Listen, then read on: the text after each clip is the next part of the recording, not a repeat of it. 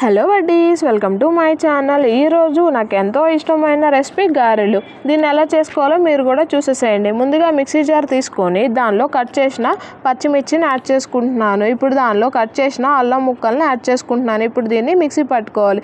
దీనిలో నానబెట్టి పక్కన పెట్టుకున్న మినపప్పుని యాడ్ చేసుకుంటున్నాను. ఇప్పుడు దీన్ని మిక్సీ పట్టుకోవాలి. దీనిలో ఏం వాటర్ యాడ్ చేయట్లేదు. వాటర్ ఎక్కువ యాడ్ చేసినట్టయితే గారెల షేప్ రాదు, నూనె ఎక్కువ పీల్చేసుకుంటుంది. అందుకని ఇప్పుడు దీనిలో కొంచెం కల్లుప్పు యాడ్ చేసుకుంటున్నాను. ఉప్పు మీరు చూసుకొని యాడ్ చేసుకోండి, ఎందుకంటే ఉప్పు ఎక్కువ అయితే మనం తినలేము, తక్కువైనా తినొచ్చు. కానీ ఈ పిండిని బౌల్లోకి తీసుకుంటున్నాను. ఇప్పుడు దీనిలో కొన్ని కరివేపాకు రెబ్బల్ని యాడ్ చేసుకుంటున్నాను. ఇప్పుడు దీనిలో సన్నగా కట్ చేసిన ఆనియన్స్ని యాడ్ చేసుకుంటున్నాను. దీనిలో కట్ చేసిన కొత్తిమీర, పుదీనా యాడ్ చేసుకుంటున్నాను. ఇప్పుడు దీనిలో కొంచెం జీలకర్ర యాడ్ చేసుకుంటున్నాను. ఎక్కువైతే చేదొస్తుంది, చూసి యాడ్ చేసుకోండి.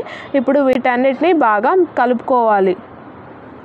ఇవన్నిటిని కలుపుకొని పక్కన పెట్టుకోవాలి. ఇప్పుడు స్టవ్ ఆన్ చేసి ప్యాన్లో ఆయిల్ హీట్ చేసుకోవాలి. ఆయిల్ హీట్ అయిన తర్వాత యూట్యూబ్లో చూసి స్ట్రైనర్ సహాయంతో గారెలు వేస్తే చక్కటి షేప్ వస్తాయి అన్నారు కదా అని ట్రై చేశాను. ఆటర్ ఫ్లాప్ అయింది.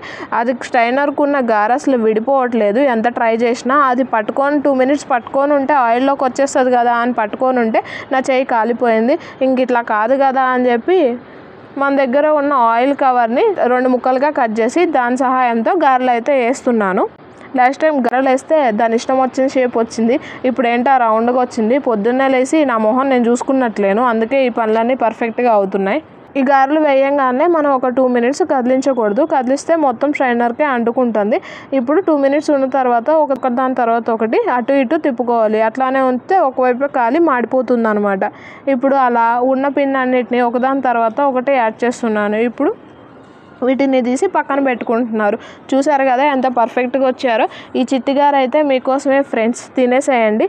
నేను దీన్ని టమాటా పచ్చడి కాంబినేషన్లో తింటున్నాను. మీకు కూడా రెసిపీ నచ్చినట్టయితే ట్రై చేసి తినేసేయండి. Thanks for watching. Until next time, Tata.